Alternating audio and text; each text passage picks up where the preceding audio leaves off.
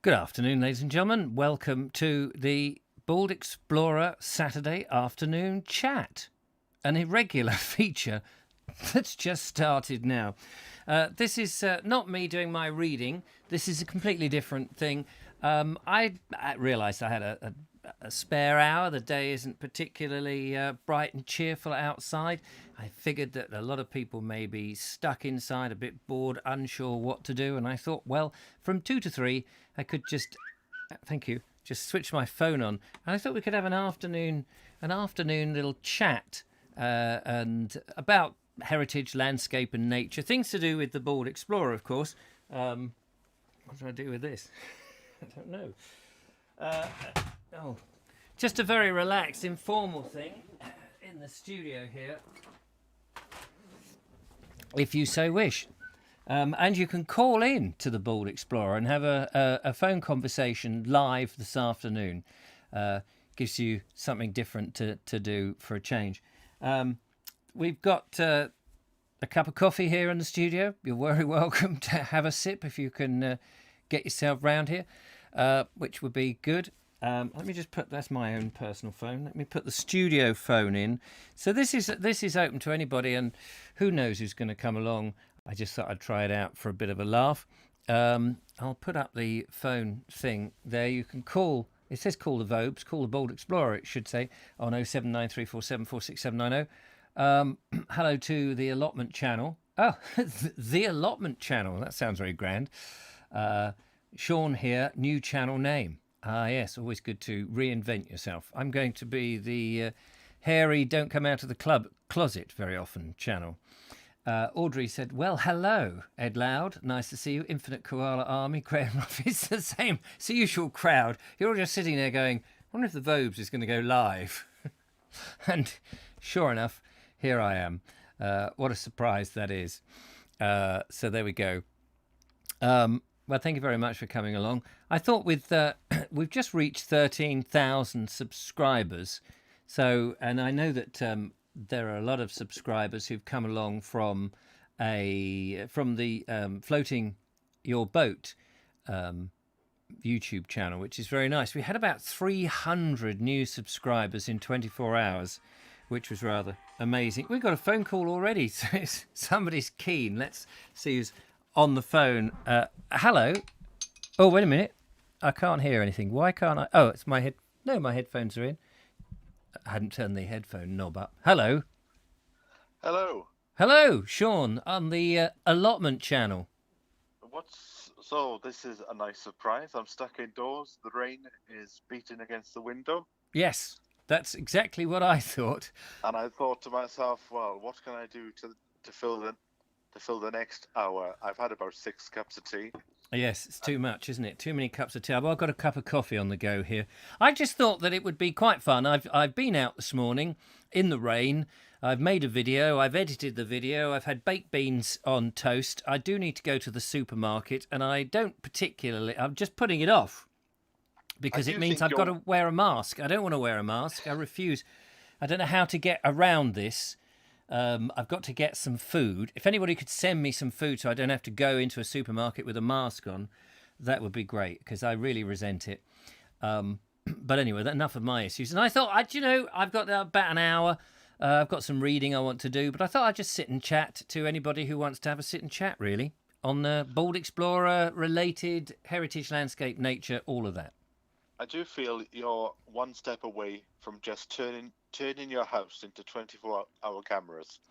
Well, of course, that is very true, but people do not have to watch. They don't feel obliged to watch. But of course, I will come round and tie them to a chair and switch the telly on if they don't. So there we go. We got more people. Left Hand Path. Hi, Richard. Love the channel. They are real inspiration and done with a great deal of passion. Thank you very much, Left Hand Path. And I love the name, Left Hand Path. I think that's great, because I try to go on my own path, like a lot of us. And talking to Sean James Cameron here on the phone, who also is ploughing his own furrow, quite literally. What's quite good sometimes is if you keep to the left-hand path and then all of a sudden turn to the right-hand path, you discover a brand new way of doing things and a brand new place to go and explore. Exactly. Yeah. And it's always good to just take that that route that you don't normally do for whatever reason, in any walk of life, because it gives your life a variety, for one thing.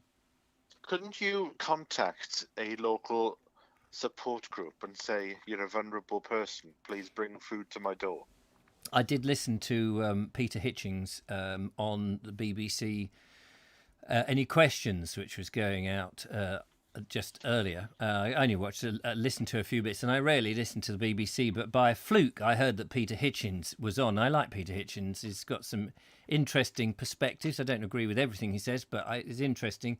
And he is adamant about the imposition of this as wearing the mask. So that's why I wanted to listen to him. And I used to bump into Peter when we both worked in the theatre district, because he's also a theatre critic. Oh right, yeah. Francesco Bellringer says just wear a mask. Yes, of course, that's that is the easiest thing, and people do it. But I will obey the law. It's not that I'm going to go shopping without wearing the mask. But one is entitled to one's opinion, and one should be able to voice that opinion. And other people can go, well, it's just your opinion, mate. But there was a very good interview on the radio yesterday afternoon from a lawyer who said that if you go into a shop and they say, why haven't you got the mask on? If they push it and sort of say, well, you need to tell me what the medical reason is that you haven't got the mask on. Apparently, he said within the area of the law, the person without the mask could end up suing the shop for, what's the word? When they're asking a bit too much information. Yeah, I know what you mean. Yes, like data protection type thing. Yes. So he predicts that not a lot of people that would give it a week or two and everything will just go back to normal, because he said that it's not a new law, it's a guideline. Hence why the police have openly said they aren't going to turn up at shops and demand that people put their masks on. Well, can you imagine the police force would be so stretched if every shop had at least one or two people who were saying, well, I'm not going to wear a mask. And I guess at the end of the day, the shopkeepers can just say you can't come in, because it's effectively a shop is a private property, I assume. Well, I thought I would test it when I came home yesterday, because I needed to go and buy some milk and bread. And I just walked in, and nothing was said. They didn't say anything, because at the end of the day, they're just glad for the money.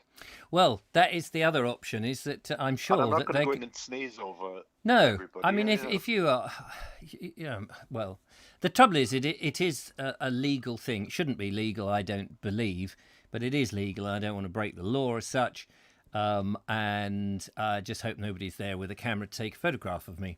Because it's we all put on clothes that we feel, or make an agreement to put on, whether you have a uniform for your work and you make an agreement when you do that, or you wear clothes that you feel okay, even if you are shabbily dressed and somebody observes you in the town, as they do with me when I'm not looking my best, and they go, wait a minute, you're the Bald Explorer, aren't you?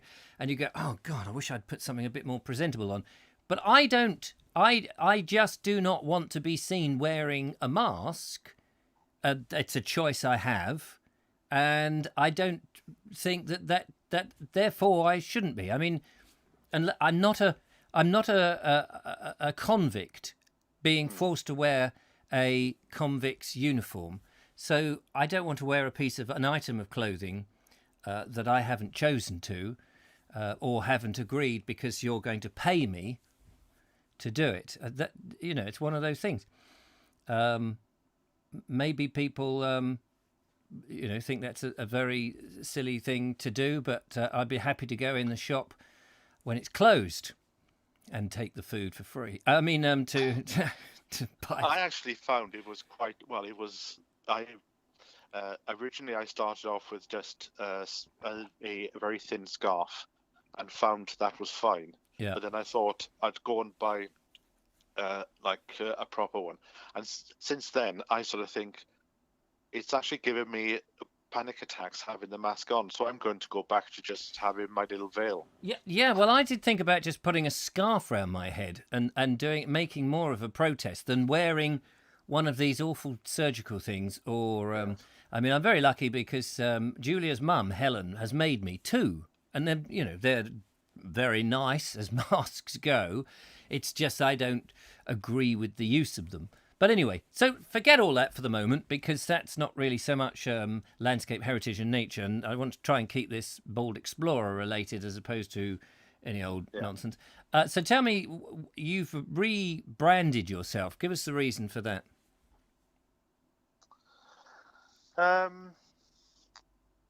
Good. Well, that was concise and clear and to the point. You've been thinking about that for a long time. I just don't think there's anybody out there at the moment championing allotments. What about Mr. Suggett? No, but he's championing growing veg. Right. Okay. Yeah. Veg Grow Podcast. Got it. Whereas I wanted to be more like when this COVID situation happened, there was a lot of confusion because the correct information wasn't getting out. And my channel back in the day was called the Horticultural Channel, and it became a focus. It became a focal point for correct information and recommendations, such as the Veg Growing podcast. And over time, it's changed, and I just realised over the last 24 hours that I would rather stand behind a brand than put myself out there. Right. Oh, okay. Here's a question for you then. And I can't remember who I had this question. I debated this with somebody, and I can't remember whether it was the lovely Julia or Mr. Suggett. The difference between a farmer and a horticulturist. Oh, I'm not sure. Because the way I read it in one of the books I've been reading, which was puzzling me, because it was saying that the farmer is somebody who grows things, and you basically shove it in a field. You don't have to do very much. You water it occasionally, you spray it, whatever, and blah blah blah, and then you harvest.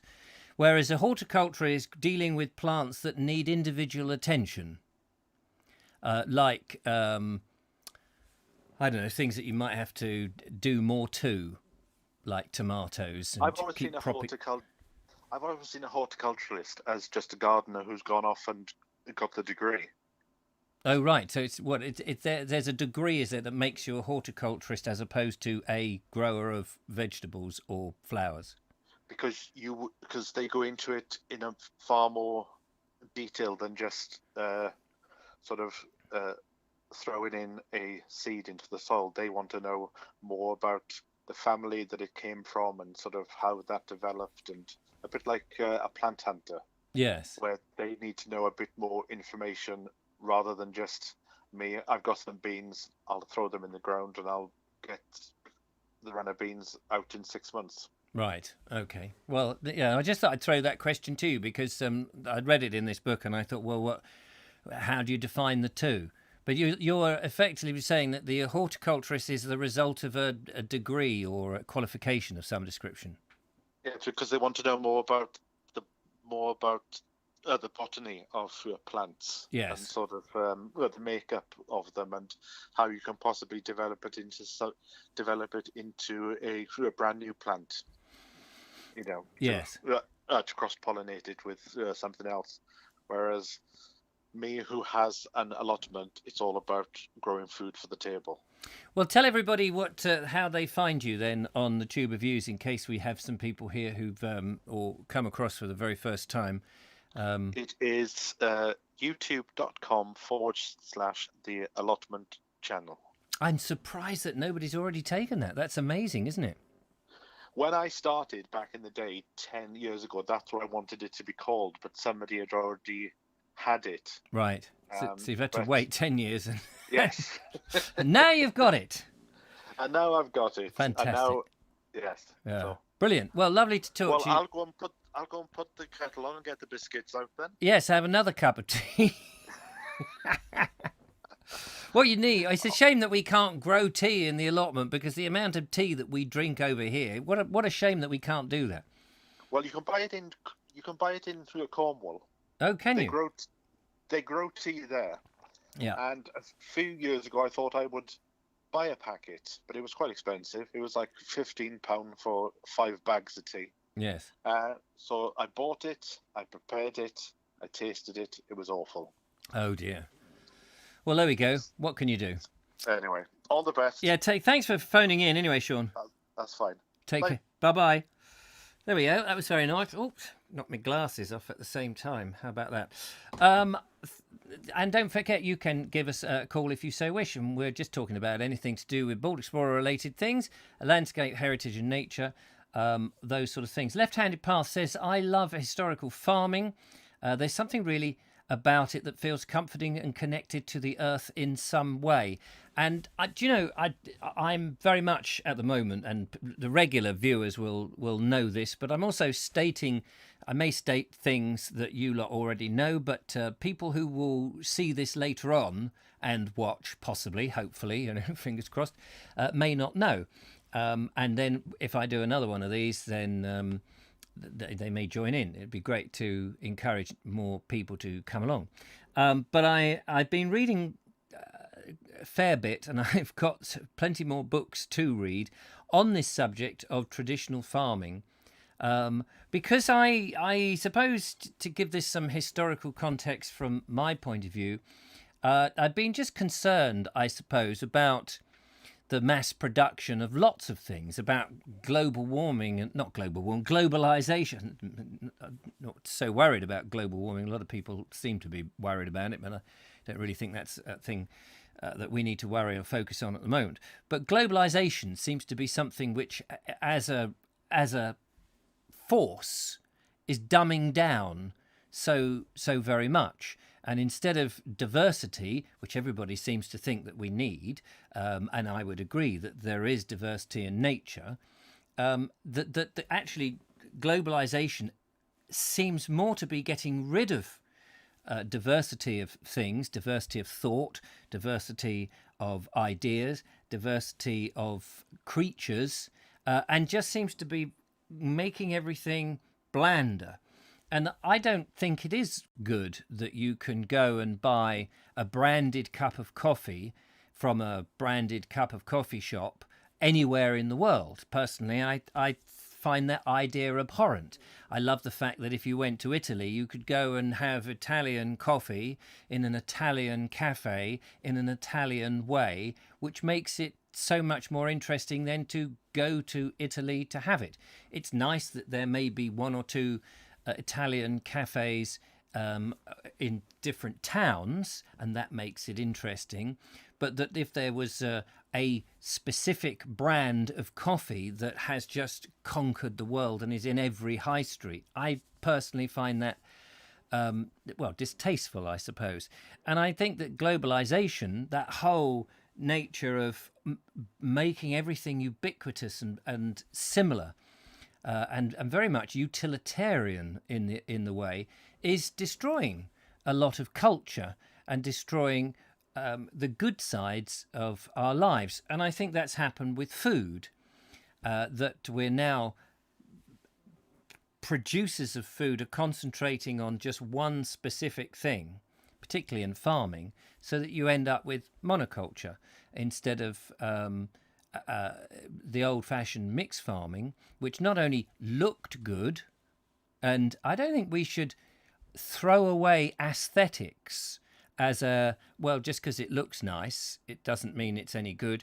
Aesthetics is for those people who have sight, and I only have one eye, and I cherish my one eye. For those people who do have sight and can see things, I think natural beauty of the countryside, and the natural, particularly for England, is so important to our lives.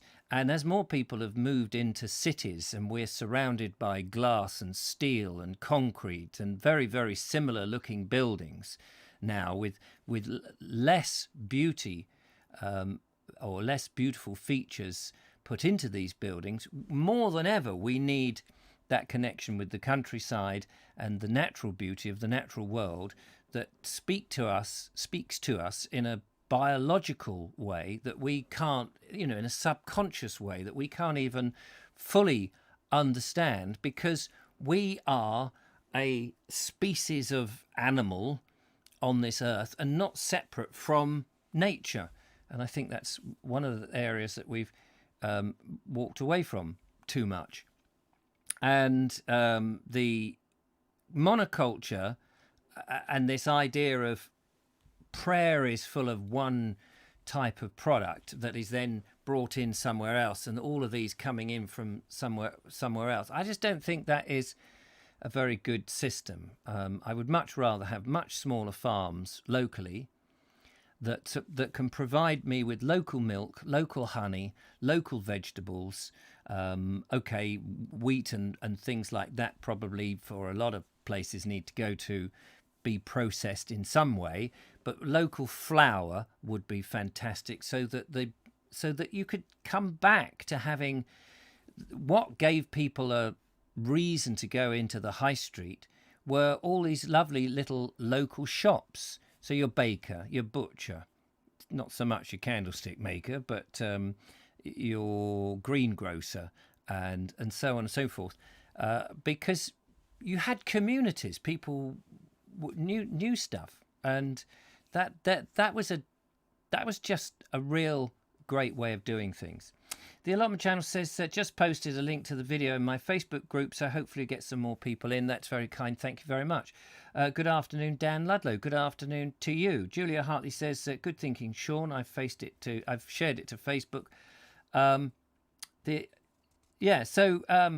farmer is engaged in agriculture, says Audrey Forbes. As I guess that's the definition, then, is it, of as opposed to the horticulturist? Thank you for that. Jeff Kellison says historically back to earth farming must still be profitable because no one has more money than the Amish or Amish, however you pronounce it, and the Mennonites. Do they have a lot of money, Jeff? Are they very well off? I suppose they are an example of people who have got rid of modern, or just not embraced modern technology, and moved on. Now, I think it's very easy to assume that when one says go back to, it's not to say do not utilize all the stuff that we know from modern science and the things that we've learned. That would be stupid. No one's saying stop the clock in 1940 and everything thereafter is of no use whatsoever. Of course, no one's really advocating that.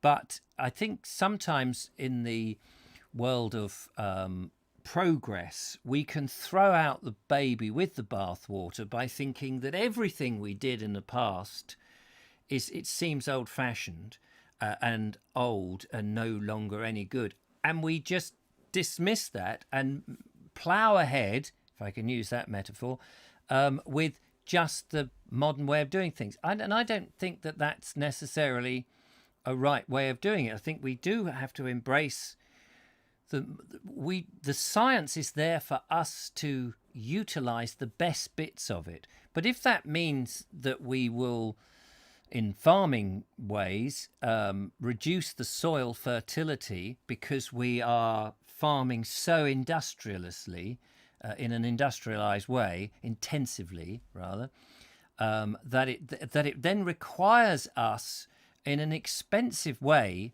to put the nutrients and the minerals back in with chemical versions.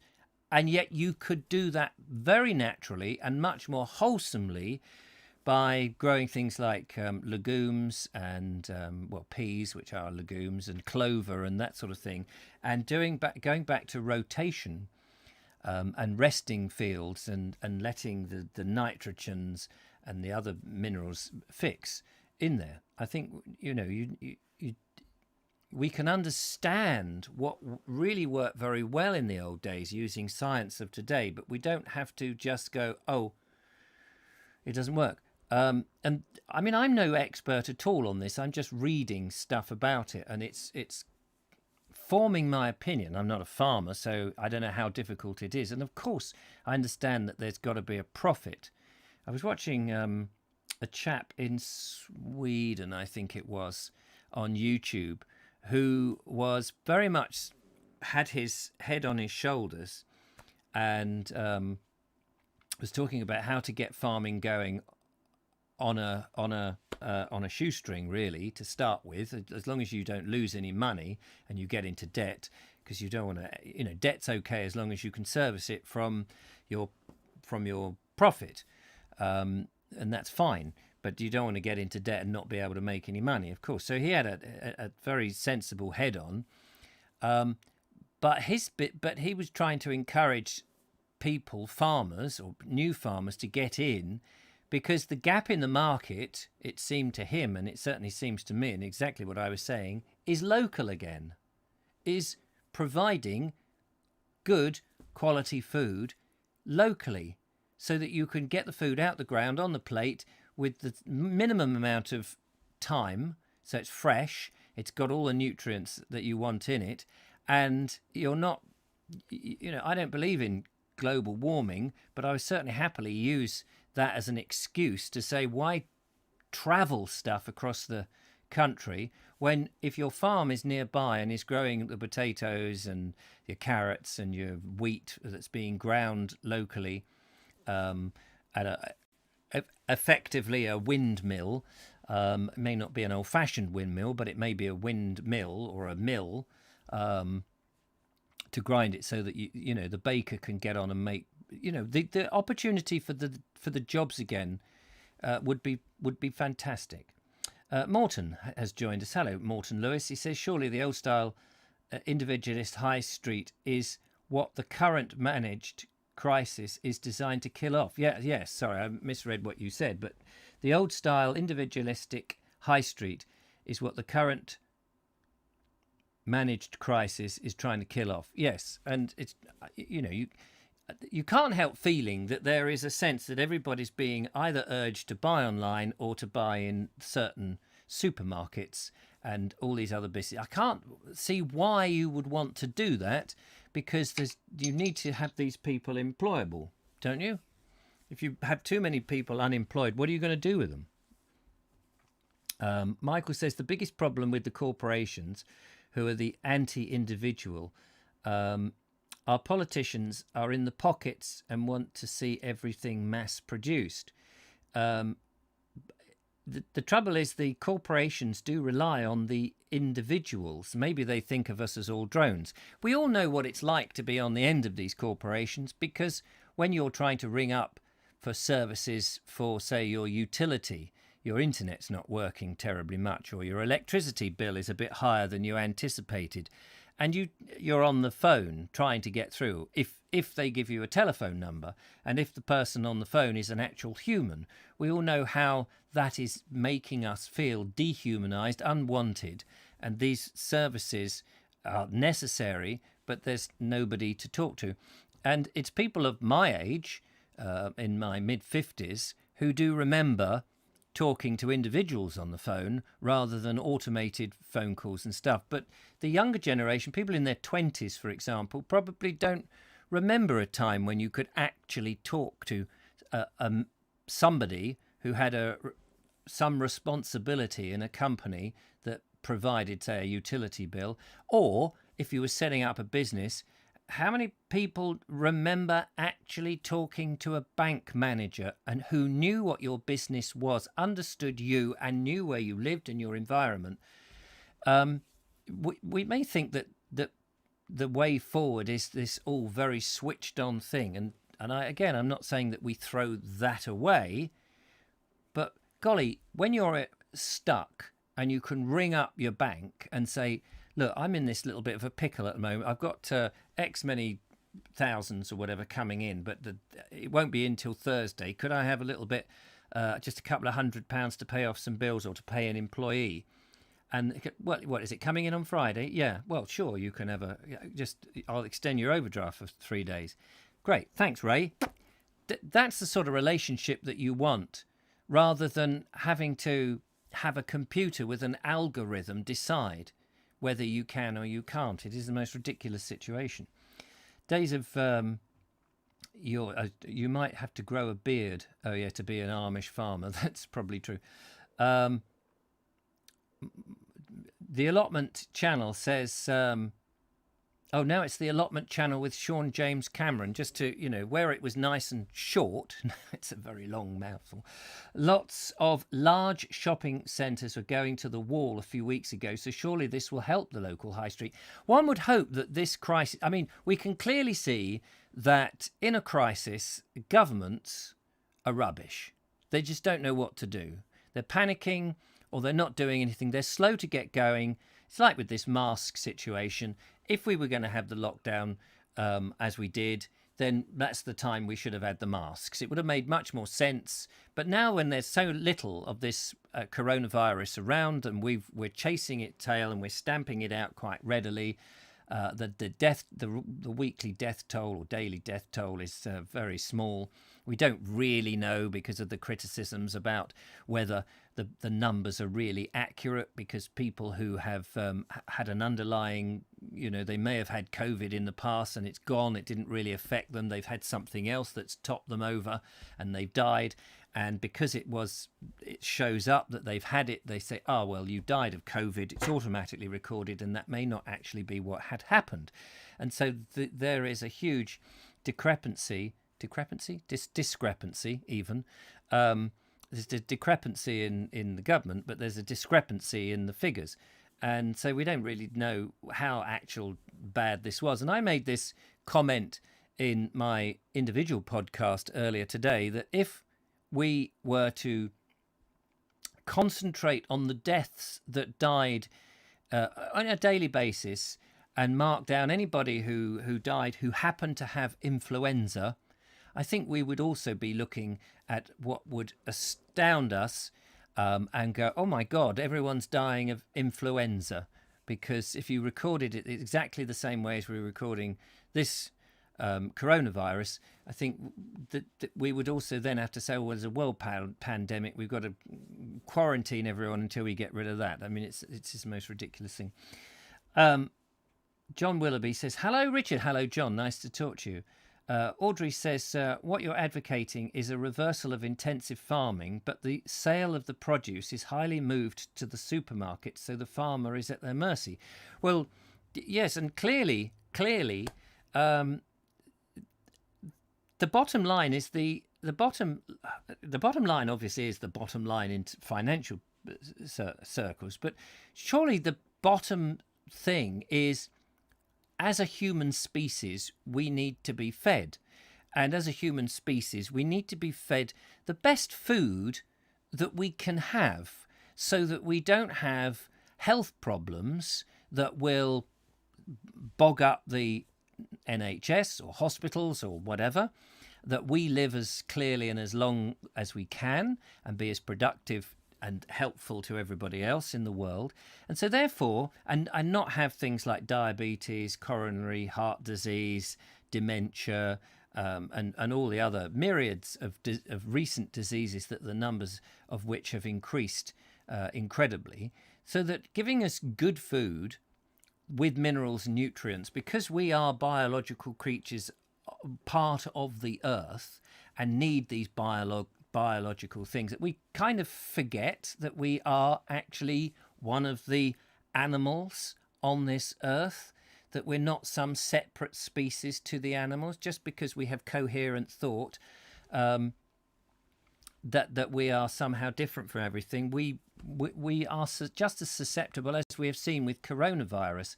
And if we have all of the relevant nutrients and minerals going in our body, so surely that is the most essential thing, that we eat proper food, we eat properly. And if that's taken as the starting point, and you work at, well, how can you eat properly rather than just giving everybody bland food, which comes, from a lot of processed food. But if you have healthy food, that because it's grown locally and sold locally and given a lot of people potential to have a business, their own business, So they can make bread, or they can chop meat, or they can sell fruit and veg, or they can be part of the delivery system to do that, and all the myriad of jobs that you could get, like we used to have, but using a lot of the modern technology. I mean, it'd be so much easier now, surely. Then that's got to be a way. But if you've put the supermarkets as the ones doing the neck squeezing on the farmers and demanding food very cheaply, then the farmers can't give the food that they want to give to the people. And so much easier for a farm. I mean, okay, you could argue this two ways. You could say it's easier for a farmer if he doesn't have to deal with the public, and so he doesn't have to deal with anything else. It's just manufacturing. But that's not really farming, is it? Farming is more than just growing and putting stuff on a lorry and saying goodbye and who cares what happens to it. Farming, well, in my view anyway, farming is much more than that. You're custodians of the countryside, for one thing. You've got large swathes of land as a farmer, as a tenant farmer or as an individual farmer than any other individual or family has. You have so much more land than they have. And therefore, this land it doesn't really belong to anybody. It's the planet's land. Yes, people make claims and they've got bits of paper that say they own that land, but that land is part of the oxygen of the planet. And as another member of a species on this planet, we've got to be looking after the butterflies and the insects and the whole spectrum, because the food chain from the tiniest microbe up to up to us, or up to lions and tigers and things, has got to be maintained for not only all the animal species but for us as well. And so the farmer is a custodian of the countryside and should be looking after the countryside, and it's a privilege for them to be out there in the fields growing food in some ways. It's not just manufacturing as you would polystyrene cups. So I think that the farming is much more than just sheer manufacturing, and so you're part of the community. And another thing is that, it's far easier to cheat people, water down your beer, or put chemicals on your plants if you don't know who your customers are.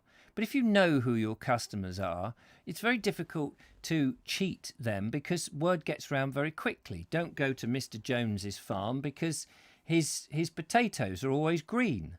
But healthy competition is also a good thing. But also you want to engage. So it's in his interest to provide the best food because he wants the customers. Tally-ho Richard says, Ernie Samet, nice to see you from Wessex. Silkskin, they do it in the Ruse in Oz. I'm not sure what that means, actually. Culling the herd. Oh, they do it to the Ruse, the kangaroos. Okay, I've got it. Thank you very much. Angie Fenner has just joined. Afternoon. A lot of people talking to themselves, which is great. Sarah Strong says, I'm not sure how individuals in the Amish communities access funds. Yes, I may have missed a conversation on that front. Andrew Norris, thanks, Morton. Sean, there's more to it, though. Right, okay, I'm just checking on that. Mary Ascott, are you still thinking of setting up your own farm? I do feel it is a bit like Marie Antoinette setting up her toy farm. You might be out of your depth. Now, that's a very good question. Thank you very much, Marie. Now, let me just explain. Number one, the whole basis of thinking about doing any of this is because I'm finding it difficult to be able to find where you can get food that is as good as it can be, where you start with the soil and you have minerals and nutrients in the way that I feel I want to have them done. And I've been trying to find farmers markets and farmers shops and an alternative to supermarkets, and it's very difficult to then find out whether they've been looking after the soil. So the second step to doing that, of course, or the first step rather, is to set up an allotment, and so that is one way of doing it. The idea of having some land to do all that, and I agree with you, I'm most likely going to be out of my depth, is the second part of me is I make videos about heritage landscape and nature. That's my passion, is making videos and communicating as best as I can. I'm not an expert in anything. All of this is just my opinion. I'm just sharing my content. People can completely disagree with me, and I'm more than happy to listen. I obviously, like anybody else, nobody wants to be shouted down because you have an idea. All ideas are good ideas. Some ideas might be more practical than others, etc., etc. So I think of this land as an opportunity to learn, not to be a farmer per se and be successful and have a toy farm, as you describe, as Marie Antoinette may well have done. But this would be, through communication via video, is to demonstrate one man against nature, to learn and share an adventure. So it's not that I would be saying, bye-bye YouTube, I'm just going to be digging holes and putting seeds in and waiting and going, oh my goodness. But I want to explore. I'm an explorer, so I want to explore.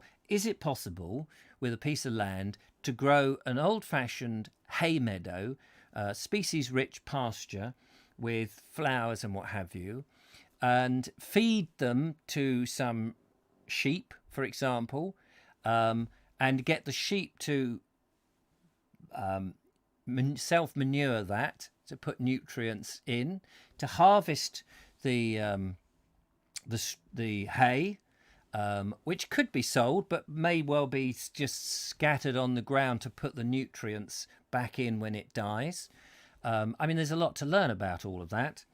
To build and find out how easy or how difficult it is to build a haystack. So you would grow enough hay to build a haystack, just one haystack. I'm not talking about acres and acres of farmland. And you're charting all of this. You're sharing with an audience who I think would find that fascinating, because when you go out, you know, especially younger people, kids and what have you, they may in picture books see haystacks, but in real life they don't see any of that. It's not a thing anymore. And I want to know whether it's still practical to do that, whether one can do it, how easy it is.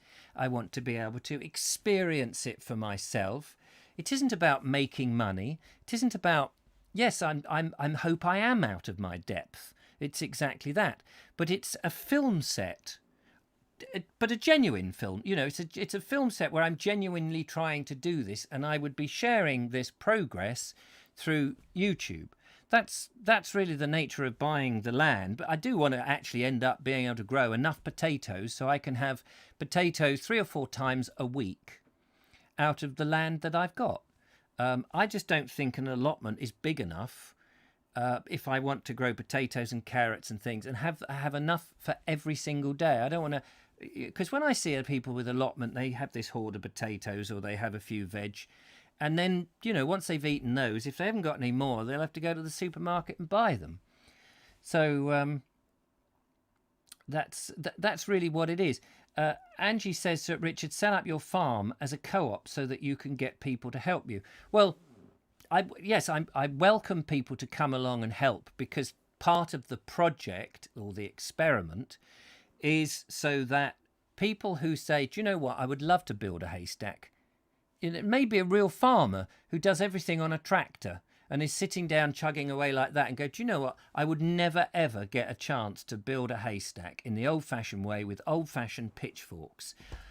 I may only want to do it one afternoon to feel the muscles in my back ache and never do it again. But maybe I am completely out of my depth and thinking, you know, in nutty land. But I think people would come and I would open it up and I would film them doing it and we would chat about it and talk about it. Do you think how much? Until you experience these things, you can't really know what it's like. It isn't I want to farm and make money from it. The money is irrelevant. I would still be hoping that and asking that people contribute through patrons and what have you, because that's it's about making videos. But the content of the videos is learning how these old things do. Not in some old BBC programme from whatever with somebody else doing it, like Edwardian Farm or whatever it is that the world and their brother have been telling me, did you not know it's already been done? I don't care that it's already been done. I haven't done it. I haven't built a dew pond. I want to be able to sit by a dew pond that I have constructed, perhaps with some others, and sit there and watch with all the flowers that we put up, the birds and the bees, and learn about the birds and the bees and find out who drinks what and what, and if we get crested newts in there or whatever kind of newts and things. That would be absolutely fantastic. If our sheep can come over and that we may only have 10 sheep, 5 sheep, maybe a poultry sum. They may be just on loan. I probably wouldn't buy the sheep. They may be on loan and we look after them, obviously. That would be the project. And then you watch the sheep. We film the sheep. We observe the sheep. But part of it is making this thing from a bit of land that we try and make as nutrient and mineral quality as possible. And then we do these things. I mean, I would love, and I don't know how easy it would be, but with experienced people, I'm sure would be interested, to create a windmill that grinds wheat. Now, I'm not talking a big windmill that you see we used to have on the landscape and the heritage mills. Of course, I'm not talking that. It cost you millions to do that. But I'm talking about making a construction, and it may be out of timber or it may be out of angle iron, I don't know, that would be sufficient with some wind-powered turbine that we manufacture in some way or design or what have you over... we might be talking in 2-3 years hence, once you've bought the land, that would have enough power to turn some stone. They didn't have to be big stones. It's the principle more than anything else, that you could actually grind corn that you've grown, even if you've only got one bag of corn that you've grown. And then you build this thing, and it's all charted on video. The whole story is on video. And because what makes it interesting will be all the things that go wrong.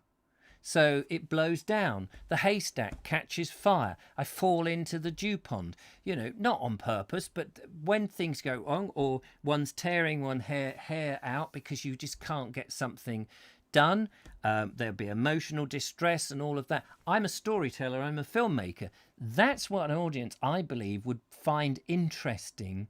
It isn't trying to actually run a farm, but it's exploring those old ways. What did it feel like?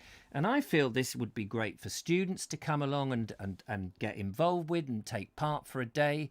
And I think it would be a really, really useful thing. And people could come along and they would get something out of it. Mentally, they would get something out of it, because our life is just made so easy now. Everything's on a we just use our fingers to do stuff. And so that's where that is. Sorry, I've gone on about that. If you need a fat, barefoot farmhand, says Jeff Kellison, I'm in. I need exactly that, a fat, barefoot farmhand, Jeff. You won't be fat for very long working on this farm.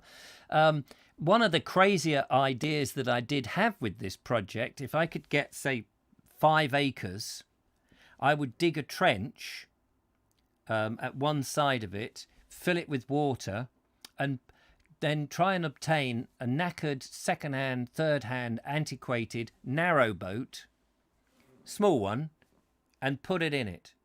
So that you could also then have a canal boat showing how a canal was part integral to farming in the old days, loading up stuff.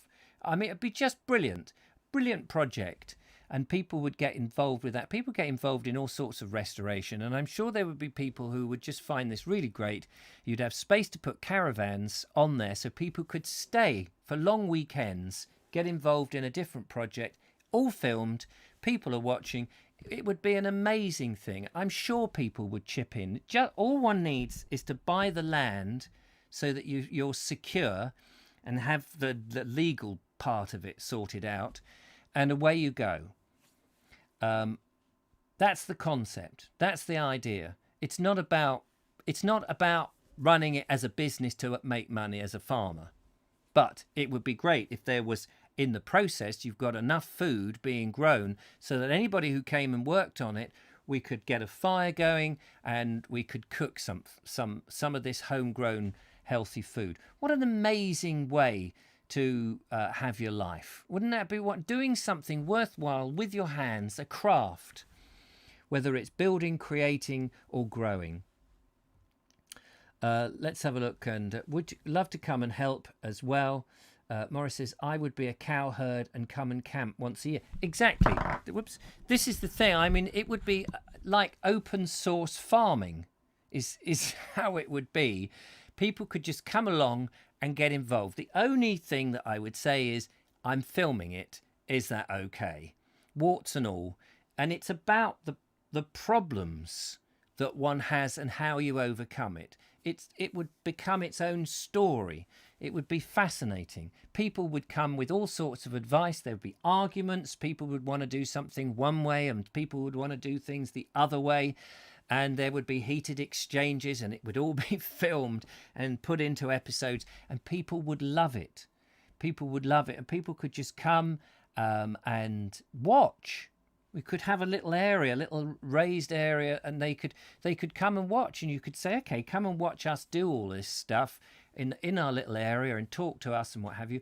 Make a little donation and come in and sit in a deck chair and have a bit of homemade wine or homemade beer, because we could be doing that with some barley. We have enough a little area to grow some barley and make some beer, or try and grow some grapes. Have a hedge with blackberries on it, do a bit of hedge laying. I know there are lots of people out there with these old skills. You could make a tiny house that's a farmhouse, timber framed, cob. It'd be fantastic. You could make a cob farmhouse with wattle and daub and thatched reeds, and I'm talking over, say, 10 years or something. Okay, I'm sure the Weald and Downland Museum do very similar things. Not from scratch, though. Not from a piece of land. I mean, they've got a lot of their buildings from existing. I'm not trying to go on anybody's thing. This is this would be a YouTube project that would be completely unique, would have no entrance fee and no limitations to who could get involved. Obviously, there'd have to be some sort of hierarchy of agreement to get things, because you can't do things by committee, and I wouldn't. And if I'd put the money down for the land, assuming I can sell my dad's house, I would be throwing everything into this, and it would be an amazing experience. Ross Corbett says to Spectrum is green. That's a good idea. I didn't see what he said. Firefox books are a good source for traditional ways. I've not heard of Firefox. Oh, Fox Fire books. You have to send me an email about that, Cynthia Pate. I'm not quite sure what that is. Maybe start by visiting some vacation farms, says Norman Lorraine. Yeah, well, again, once one's secured the land and it's a possibility, the first year would probably be just putting out feelers and looking at different ways and talking to different people and getting all that advice and things, whilst you're trying to get the soil. It'll take a year probably just to sort out the soil initially. It might take 2 years to get the soil in any sort of order, but different parts of it can be marked out. I think more videographers would be handy to help you capture the footage, says Julia, and I think you're right. The allotment chat, everyone is out of their depth when they start something. Nobody should let that stop them from starting. That's so wise. If everybody had to know everything about something before you got going, we would still be cavemen. Mike Dixon says, if you had chickens, I would be delighted to help look after them. Great fun and free eggs. There you go. You see, I mean, there would be something like a project like this. I know, people might say now they'd like to get involved, but of course, once you've got it going, you could start having some sort of diary. So you'd have chickens, and you might go, okay, well, between 5 people, they could look after the chickens. Like on a rota, particularly retired people, particularly people who have not got very many friends, people who don't get out much. They'd give them something to do.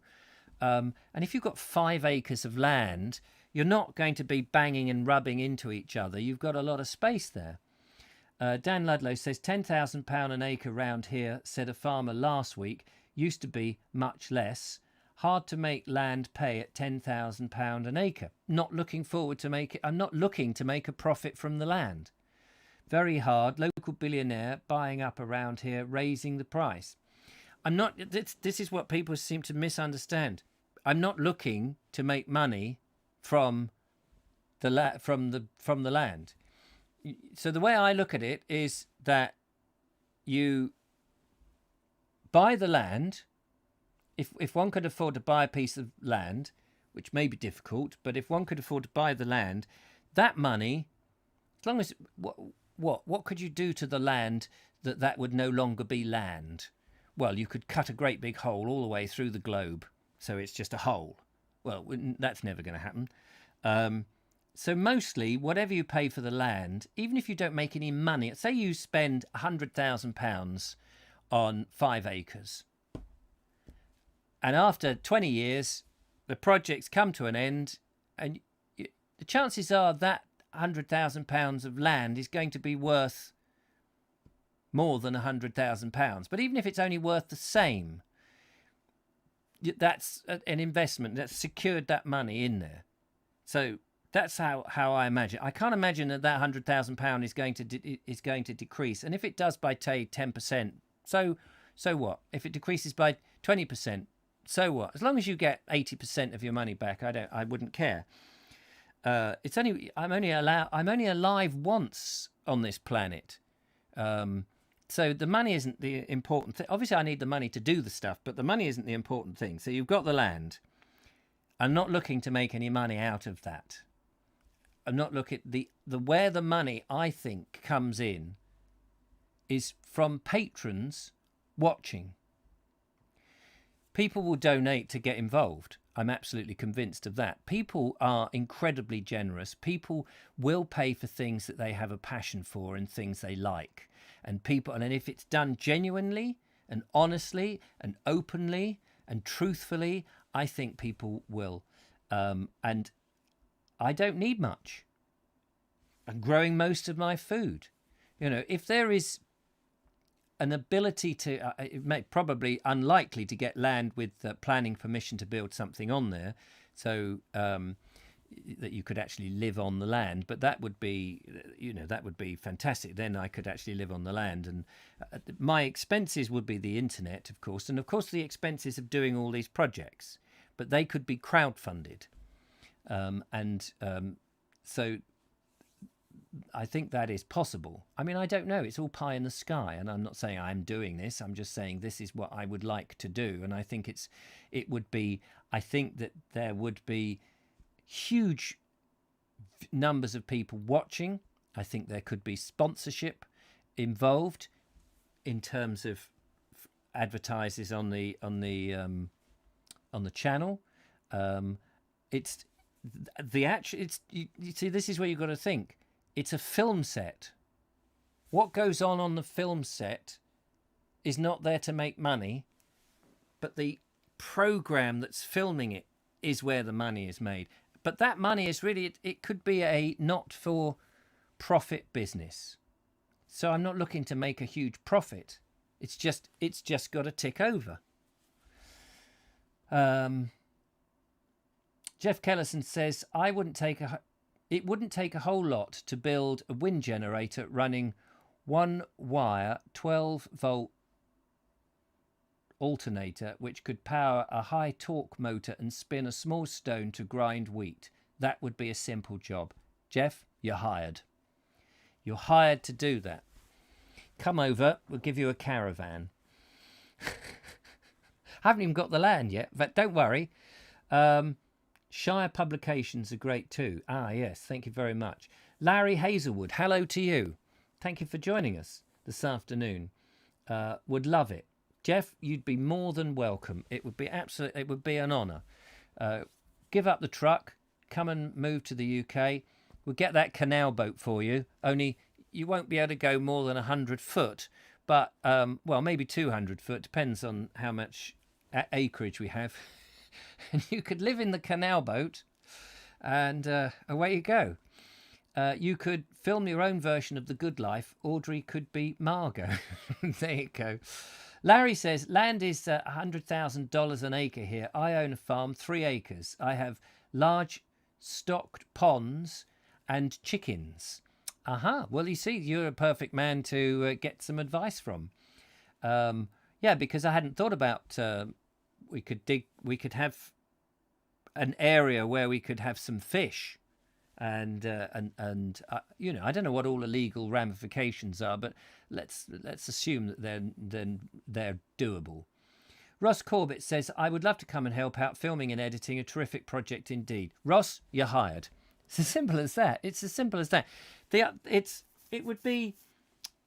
I'm not worried about the money. If we can feed ourselves, if we can all have a great time, if we know there's an audience watching, and we've got number of projects coming in, and people can get something out of it, and if there is any extra money from the patrons and all of that other than just keeps it ticking over and gives us a little bit of cash so that we can buy clothes and things like that. I mean, I'm not saying that we've got to be paupers or anything like that, obviously, but I'm not paying. I'm not looking that it would pay whatever, say, 30, 40 grand a year wages to people, and it's not that sort of thing. Dreams add love and spice to life. Dream on and act on it, says Cynthia. Exactly. This is the thing. Your thinking sounds buying the land and making programs cost. Wait a minute. Your thinking is sound, buying the land for making programs. Cost then almost irrelevant, provided affordability initially. Yes, exactly. And I think that's where people have sort of misunderstood me about this whole idea is I know farming, to start with, is an expensive thing. And I'm not trying to be a marketable farmer or a farmer that's going to sell stuff to the public. But if this got going and we started to you have a YouTube presence the size that this would generate, I can't help feeling that people would actually want to buy our branded fruit and veg. They because enthusiasm generates success and success generates more success, and I think people would just fantastic. So again, if we were able to have space to put an orchard, a tiny little orchard that's producing apples, and people come in and say, oh yeah, I'd like a bag of apples. It may not make money, as in profitable money, but it's irrelevant really. Mike Dixon says, in Hurstpere Point, there are 2 successful pig community groups that look after and share about 8 pigs each.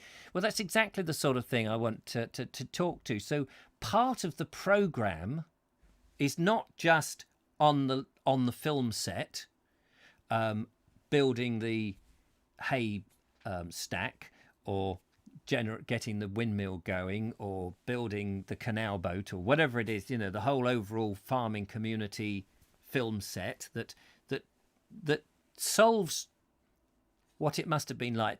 But the other side of it is going to visit people who are doing it as a business, like these people who are looking after 8 pigs, and talking about those 8 pigs and getting their story, because variety is the spice of life on a YouTube channel.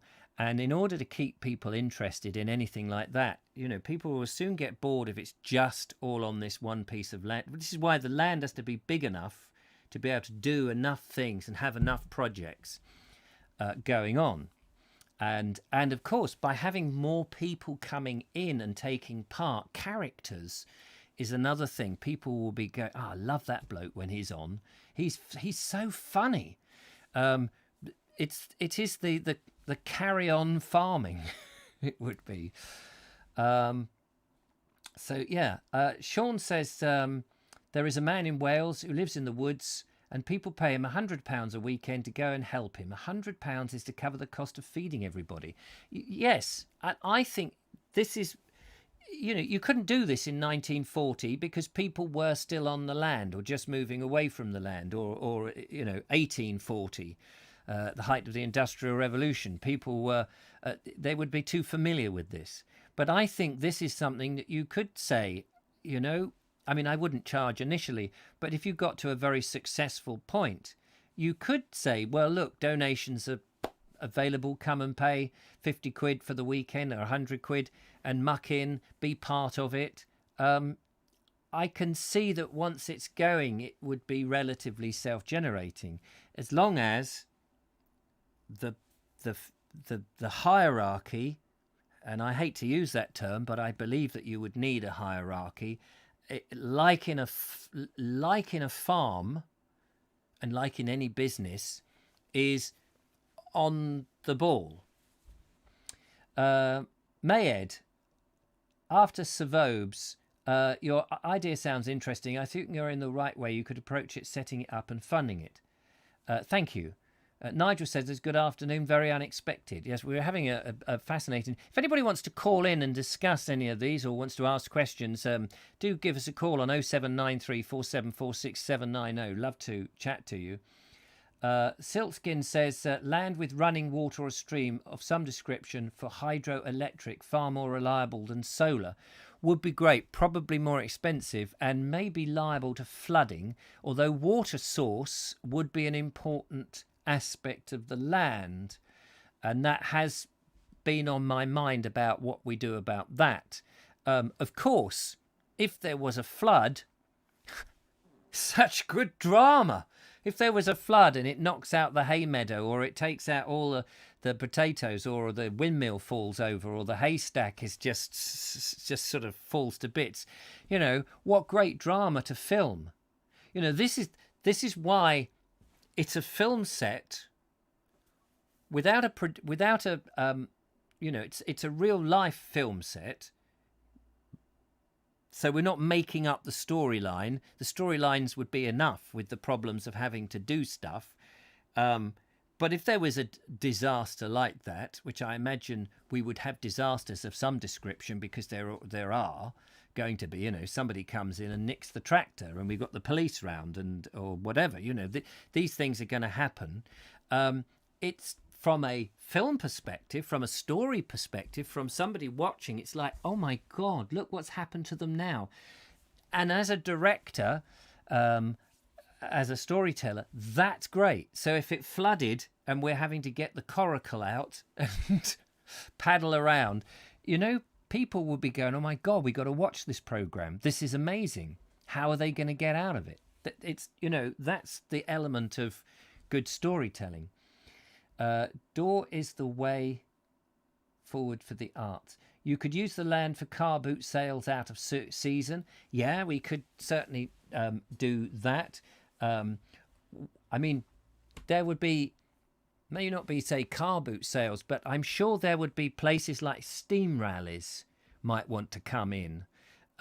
Threshing machines, some of the old farming ways. I mean, we'd try and keep it to theme, so that it wasn't too bonkers. By the way, if you're enjoying this debate, do give us a thumbs up on the Tube of Views. That would be lovely. Spectrum is Green says, hi Richard, develop this side further by using your vlog footage and create a program for Amazon Prime. There is already being done by boat tubers. Yeah, exactly. I mean, there would be many different ways and outlets that this story could be sold, not least to television, various edit versions of it and exclusive to this and this, that and the other, once it's going and once it's successful, particularly if you've got all the footage.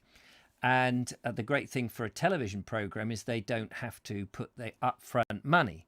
And if they suddenly saw, wait, there's 1 million people watching this programme, we want in on it, and you say, well, okay, you can, but it's £10,000 an episode, they may say, great, okay, we want the exclusive rights to broadcast it first, but after 6 months you can air it on YouTube. Fine. We may come up to some. I'm not looking to make to be rich or anything as such, but the money would be useful, because if you're getting significant sums, ultimately you could buy more land, extend this, or you might say, well, what we actually need is a traction engine. So you buy a traction engine, or we need our own tractors, an old Massey Ferguson, or whatever we feel we need. So we end up then buying stuff which is useful and populating this concept. You need a phone line jingle, says the Veg Grower Podcast. Yeah, well, that's easy. Call the Vobes on 07934746790. 07934746790. Ring that number today. The allotment says something. You could, says Myed, you could also run skill swap initiative. Brilliant idea. You see, this is the thing. We could do lives. We could have lives. Make sure wherever it is, there would have to be internet coverage, because you could do lives. You could tune in. We could stick webcams in all sorts of different places and go live. So you could watch stuff as it's been doing. If you really got nothing to do, you could watch a sort of live version. You could watch a show, an hour's set aside to tell you, to bring people up to date, and you bring people in and you say, well, let's find out how the canal building's going on, and out comes Jeff comes in, and we talk to Jeff and something like this. And then you go, okay, thanks, Jeff. And so you can have a magazine-y live program as it is. You've got the videos and stuff that's being made and edited and put together.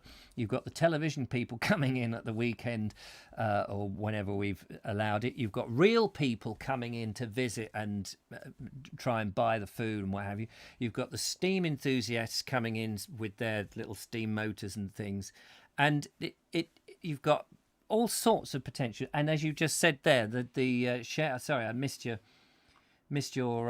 thing. The skill set thing, whatever it is. I'm thinking the whole River Cottage project is like, it started as a simple idea, turned into a brand that funded it. Exactly. This is the sort of thing I'm thinking. People aren't thinking big enough anymore. That's the name of this The Land. The Land. I'm with you. It's a good idea. I'm glad I asked the question to annoy you, to clarify your ideas. Yeah, no, absolutely. Ask questions that annoy, and I will more than happy try. You see, this is how I think thinking works. Thinking, we have an idea in our head. We don't always know how to express that idea until we actually have to put it into words. And by putting into words, often when you first put them into words, they come out and it's more or less right, but you can, by repeating it and thinking more about it, hone those words so that what your communication is more succinct and clear, and people then start to get it. So thank you for asking that. We need people here to work the land, says Andrew Norris. And I think this is another thing, certainly from schools and this, that and the other. We need to get people to reconnect with where stuff comes from originally, where their food comes from. But more than that, to connect, to understand what the importance of trees. So underrated in this modern, especially with all the building work where they uproot trees, chuck them away as if they don't mean anything. And of course, everything is integral. Trees in terms of land is so important because they're preventing flooding in certain areas. They're taking up the water that might be too much. They're protecting things yourself from wind. They're providing timber. They're providing fuel to burn, and so all of this. Here we go. We've got a phone call. Fantastic. There we are. This is what we want. Let's find out who's calling in. Hello to the caller calling in. Hello, Mr. Vobes. Mr. Suggett. How are you, Mr. Suggett? I am very well, thank you. A bit wet. Have you been down in your allotment? not an allotment. I've been to a tent show this morning Oh, and out in the garden. a tent show. Yes. Well, if yes, you're going to ever go to a tent show, probably the best thing is to go when it's raining because you can see how good the tents are when it is actually wet. Well, that was our thinking behind it, funnily enough. Yeah. No point going on a Yeah. sunny day when most people aren't going to be in a tent, is it? Exactly. Yeah. Exactly. So that's it. Anyway, you didn't ring up to talk about tents, although tents, of course, would be something that we could have on the land. Of course. Well, if you do weekend, what's the word I'm looking for? We have a group of people come down who may work the land for you on the weekend. Yeah, Put them up in tents. absolutely. Well, this is where we now need 10 acres. But this is how Glastonbury Music Festival started. It all started with an idea, and people just got involved, and it grew. I've never been to Glastonbury Music Festival, by the way, but that's how I understand after listening to a farmer being interviewed about it. And everything starts with an idea, and at first people just laugh at you because they say, well, it's ridiculous, how are you going to do that? And slowly people understand, they get the idea and they warm to it. Yeah, well, this has been an idea I had about 6, 7, 8 years ago when I first started the Veg Ground podcast. So I've been dreaming of doing your bit of land, doing farming and a bit of a show and tell type thing for years. So you can imagine I've done a lot of research on this. Excellent. You can tell me how to make a haystack. Well, I haven't looked into how to make a haystack because that's not the kind of thing I've looked into. But I was joking. Of course. I can tell you how to ruin a haystack. I'm very good at that. Yeah, well, I can imagine there's 100 different ways to ruin a haystack. Yeah. Of which we will probably have happen when we try to build one. Yes, absolutely. So, what's your current thinking? That's what I. What's my current thinking? I've just been spouting out my current thinking. I only found out about this about 5 minutes ago. So I see. Oh, okay. So, So, I mean, we've had a private conversation about this. The idea is that it's to buy a piece of land. The land is a film set. It's not there to try and make money.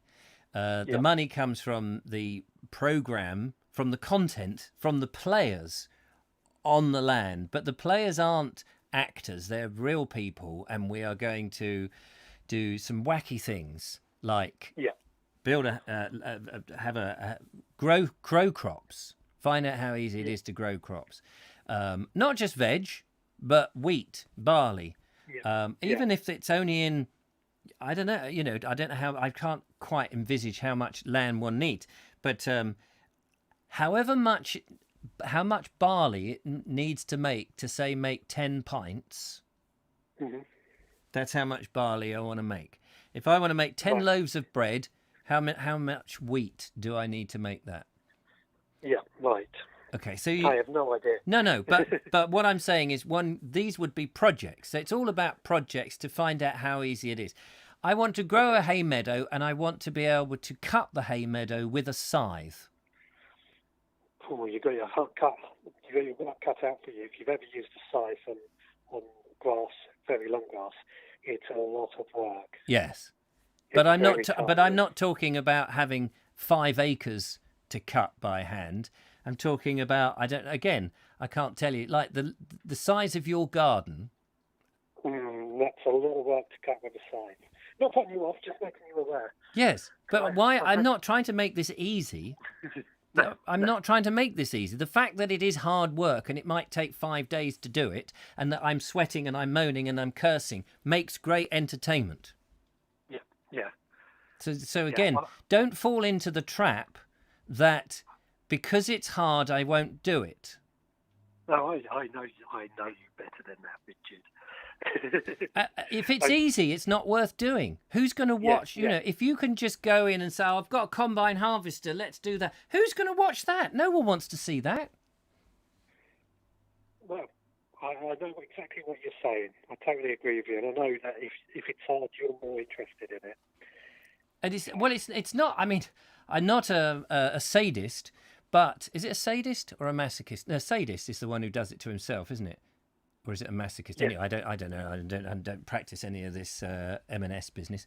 I don't even buy there. I can't afford to buy there. No. What I mean is, it's about. I'm thinking what's good for the viewer, and I think the viewer would get something out of seeing a chap having a go at with using a scythe. First, being completely incompetent and not knowing how to do it, but seeing how he learns with enough space to be reasonably good over a certain amount of time, and the problems that he shares with his friends about how you cut this and then what you do with it and what you've learnt from it. I think that becomes interesting. Somebody sitting on a tractor and just having something trail behind it is not interesting. No. It's pretty boring, especially when everything works. Yeah, exactly. So this is you see, the whole project is not. It's not really about growing anything to actually eat, although it would be great if it works. It's about making programs. Yeah. So okay. that's the because that's what I do. I make programs. But but the subject matter is fascinating, and to see if we can. I mean, Jeff Kellison has already said he will come over to England and build us a windmill. Fantastic, awesome. And he knows. The thing is, he knows what to do. Yeah, fantastic. So, and that's my thinking. Okay. In conversations you and I have had, you've often asked me just how big an acre is, so you can picture it in your mind. You've been to Preston Roxy Gardens with Julie, if I remember right. Yes. That's 2.4 acres, that bit of land there. It's difficult to visualise that because it's on a slope, and I It's certainly on a slope. I do want land that's flat. I don't mind I don't mind a little bit of a problem because again that will make life interesting. We could have a canal going downhill. Yeah. But it's more for you to try and visualise how big an acre is. Yes. Yeah. What you want to do, and something that I've been researching for a long time. I think I've said this many times. It's actually finding the land is going to be first off. Fine. Yeah. No, I agree. But that shouldn't be why we stop. No. Finding that, I mean, as I said to you before, finding the land is the first hurdle. If we get over that hurdle, everything else is easy. Yeah, I'd agree with that. Because, I mean, it may not be very easy. It may be bloody difficult. But if we just got to get the right bit of land in the right place. But I don't think that is going to be as hard as you think. Because I've got to be optimistic. And I'm not doing this tomorrow. This may not get going until maybe next May. Yeah. You know, I've got to start thinking about this. It's a project that, like anything, you can't just go, oh, do you know what? I'm just going to buy 5 acres of land and, the program will go out next week. I know my videos turn around very quickly, but this sort of thing, it wouldn't be the same. No, definitely not. Well, definitely finding the land is the first major obstacle. Yeah, let's assume we found the land. Yeah. So after that, I'm guessing from what you're saying, you want it as big as possible so you can get as much out of it as you possibly can. Yeah. And you can get different scenes and different shots that just make it a bit more interesting. That's correct. Right. With you. And then you want to grow different vegetables and have different animals. Yes. Right. With you. Just getting sort of straight in my head so I can complete, because as I said, I've only just tuned in to find out what you've been discussing. Stephen Field makes a good observation. He says, hey, can we watch you stick a fork through your foot? Exactly. I mean, the thing about this, I know that may be a silly comment, but that's exactly it. If there's injuries and things like that, people are going to be fascinated and they're going to watch in their droves and go, oh my God, he's broken his leg. Now what? Obviously, I don't want any deaths. I don't want injuries. We don't want any of that. And of course, there would probably have to be some form of insurance or some sort of waiver that says those people who get involved in this will be taking their own risk. And people would have to understand that. And there would be a legal position to take on that. And we would need enough money to have lawyers draw up these sort of things so that we are covered for those possibilities. But where possible, obviously, we would take the responsibility for anybody who's coming in onto the land, and there would be certain responsibilities that the owner of that land would have to take. And of course, they have to be taken seriously, and insurance is paid for, and all of that. And so I would imagine that there would have to be a number of stages in which you couldn't just make it a free-for-all that anybody could come in, because the first person could come in, break their ankle, sue you, the whole project's gone. You need to sell that land just to pay them to go to hospital. So one has to be very careful on that and think these things through. But all of this whole process would be charted or documented in the video. And so yes, you can watch somebody put their fork through their foot, of course. But that would be the drama. It's the story of one bloke and a bit of land, and he starts to open it up to whoever wants to come in, and we do something amazing. That's the story. It's that simple. Well, that's an interesting point, because I remember one day I was doing some weeding, and all of a sudden I stabbed my hand with the weeds. Yeah. I didn't have the camera rolling or set up or anything, because I was just weeding. It's nothing to really show on camera. But I wish I had it set up, because as I pulled this bit of grass out, it had gone into my hand about an inch deep. Nasty. And it was just a blade of grass. Yeah, absolutely nasty. And so that must have been fascinating for people, because if you've cut yourself on a blade of grass, which sounds ridiculous but can happen as you proved it, then that to me is like, wow, that's your story. Yeah. Can I just interject there, because we just had. I'm just looking at the questions. There's lots of interesting questions coming in. Does it have to be? Somebody said, was it Marie Ascot? Does it still have to be near Worthing? Not necessarily. It does depend. So much depends on what one can do on the land. I would need land that it's okay to camp on. You may not be able to build on. You may be able to have temporary buildings that after 6 months they have to be removed. So you just move them around. There may be ways that you can get around that. So you're proving it's a temporary structure, and that after 6 months or 9 months or 364 days of the year, it has to come down, and maybe that's the thing.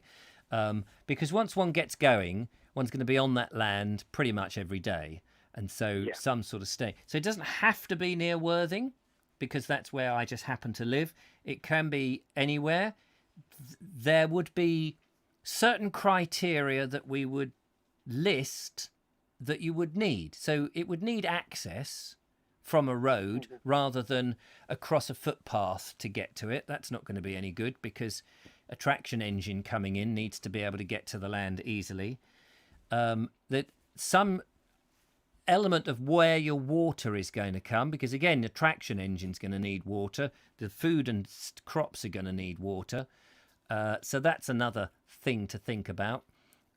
It may be that you'd have to actually have a pipe put in from the water board, and you have to have a utility thing, and so that might be okay. How much is that going to cost? I don't know what that would cost. Say it's £10,000.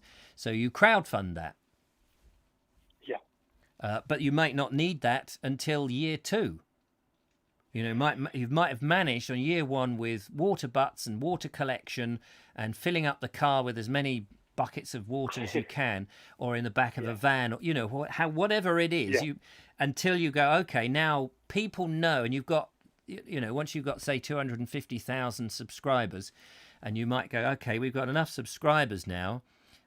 We might be able to crowdfund £10,000 so that Southern Water or Western Water or whoever's water it is can do it. Or you might say, well, actually, you could have a borehole That'll cost you 25,000 or whatever it is, and you go, okay, well let's do that.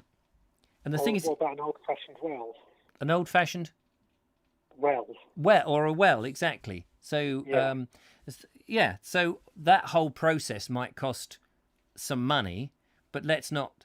But if it's possible, and we think, well, we might be able to crowdfund that, but it might be year 2 that happens. So in the meantime, we've got this year of carting water in the most comic ways possible, which will not slapstick, but you know, filling up the van. People will find it interesting and amusing that we've done that. And then when you sink your well or you have your tap, people will be going, wow, there is progression in the story. It's fantastic. And people will be part of this story for 10 years.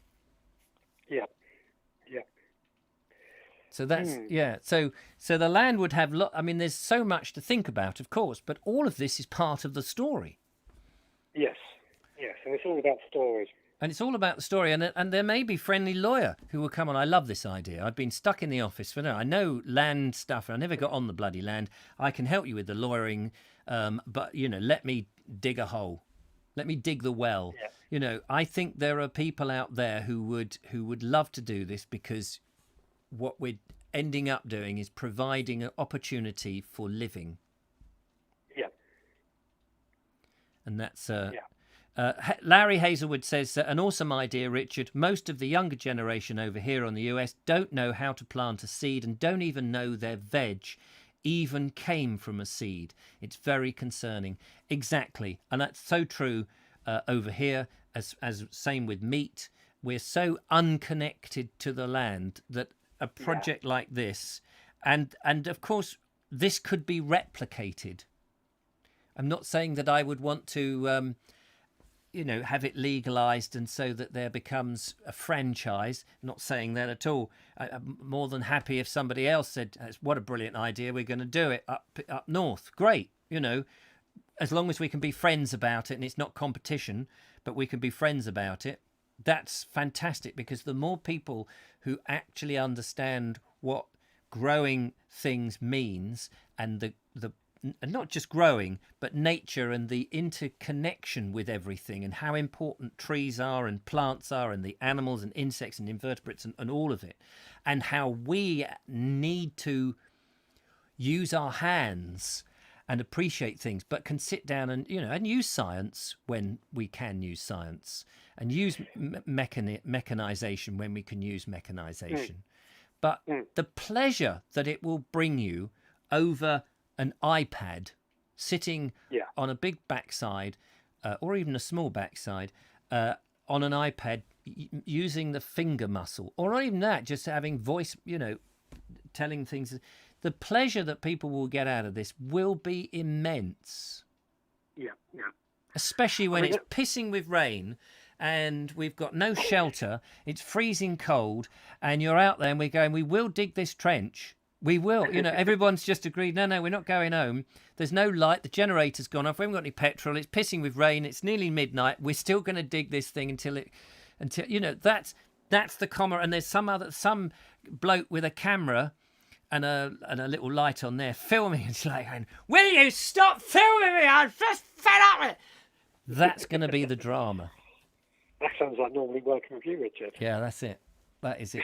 That's how it would be. It's not. This isn't a pussyfoot £1 million shove into a project. I haven't got £1 million. I haven't got anything at the moment. I've got barely anything. But if I can afford, with the proceeds from my dad's house, then I could even use it under his name or something. Trevor's scheme or whatever. It's a crap name, but anyway, whatever.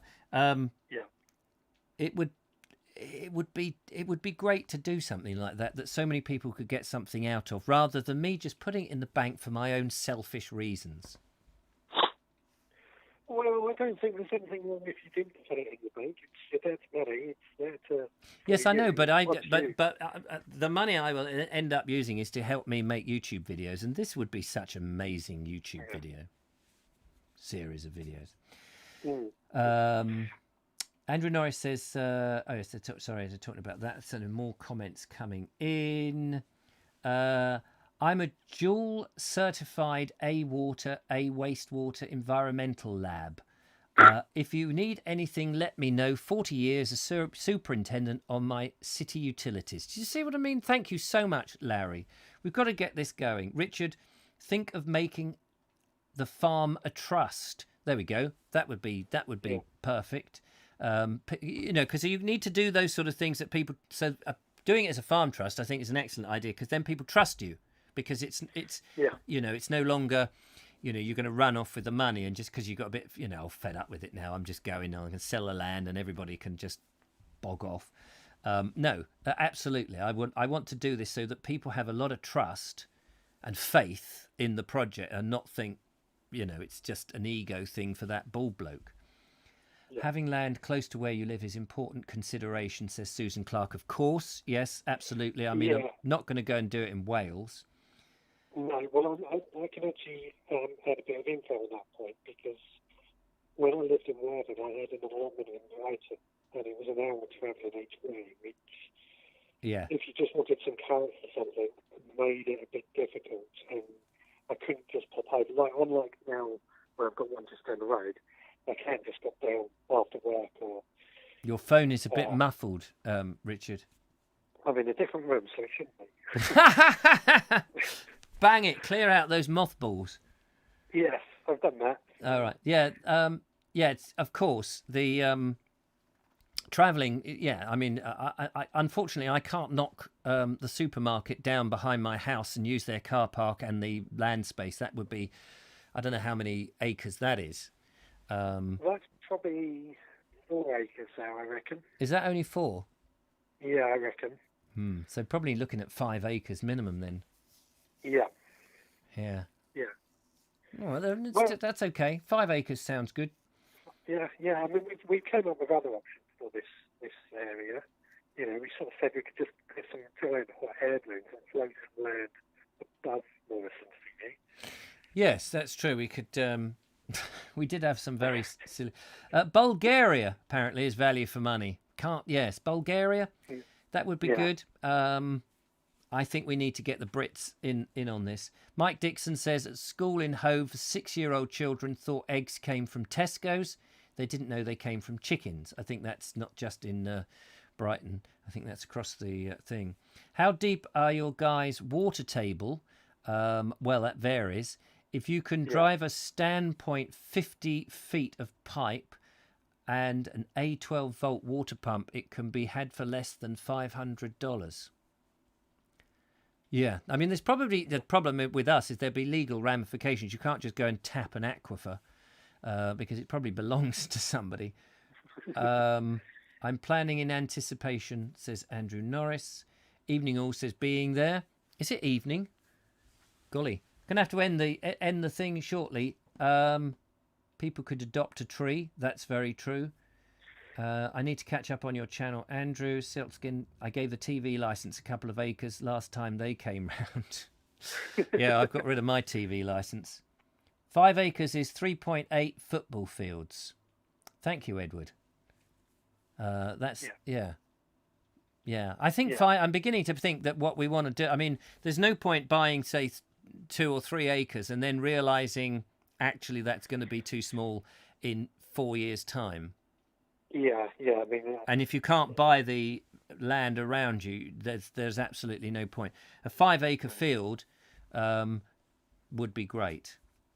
I know Lee Dallon's got a 5 acre field, but he's a tenant farmer, so he can't sell it. So that's no good. And he probably wouldn't want to sell it anyway. Not with what the nonsense I'm going to put onto it. It's a woman's world, Cynthia. What is Andrew's channel? Oh yeah, there we go. Brilliant. Well, okay, Richard. I think you've got the concept, haven't you? Yeah. Well, yes, I've got the concept. I've got the idea, and I think it's got a lot of legs. It's got a lot of legs. It's got a lot of legs, but that's not just the animals. Exactly. Yeah. I like the idea. It'll take a while. I mean, who knows if it's going to happen? I'm not going to make any promises. I can't make any promises, but I'm just, it's worth it's too many roads around the supermarket site anyway, says Juliet. Yeah, absolutely. We don't want what we don't want is landowners coming over saying and complaining. You know, we want whoever lives near to be on board with it, because that again, there's so many things. One would have to talk to the nearest house and say, look, this is what we're going to do on this thing. It's a great project, and they may say no thanks. Yeah. So there's so many things to think about, but that's all part of the story. It's all part of the story. As long as it doesn't get boring. About an hour and 40 minutes worth, says Nigel Sadler. Anyway, I'm going to let you go, Richard. So just carry it in case somebody else wants to ring in, and then I'm going to finish off here because I'll have to light the Essie shortly. Yeah, of course. Anyway, but thank you for the ringing in. No worries. Thank you very much, and it's lovely to hear from you. Lovely to hear from you. Take care. Take care. Cheers. Bye-bye. Bye. So that was Richard Suggett from the Veg Grower podcast. We've heard from two veg growers today, Sean and the lovely Richard. Andrew Norris is promoting his channel, which is great. Well done. It's a very nice channel, actually, well worth looking at. I forget what it's called, but I don't know if you can. Are you able to put a link in there or do it in a discreet way so that I'm sure if you put Andrew Norris in, it comes up. Have I missed much? So Cynthia says, I know I taught, and it's a challenge. A lot of women, not quite sure. People have talking about other things. It's all over bar the shouting, says Andrew Norris. So there we are. So that's the concept. Generally, we can crowdfund for a new phone for Mr. Suggett. Yes, that would be. That's what we do. Is Mr. Suggett wearing a mask? Yes, it sounded like he was wearing a mask. But there will be no mask wearing on my on this piece of land. There'll be none of that nonsense. We would just get on with it. So that's really that's the concept in terms of that. And thanks very much for asking that question. Who knows if it's going to happen? I don't know if it's going to happen. In the meantime, of course, I'm going to carry on making the videos that I do, and explore more of England. We do have another phone call as it happens, so that's really nice. Hello, who's calling? The Vobes. Evening, all. Hello. Gabriel here. Hello, Gabriel. How the devil are you? I'm all right. I've only just arrived. I've missed the whole thing. So if I'm barking up the wrong tree, I apologise. Yeah? That's okay. What tree do you think you're barking up?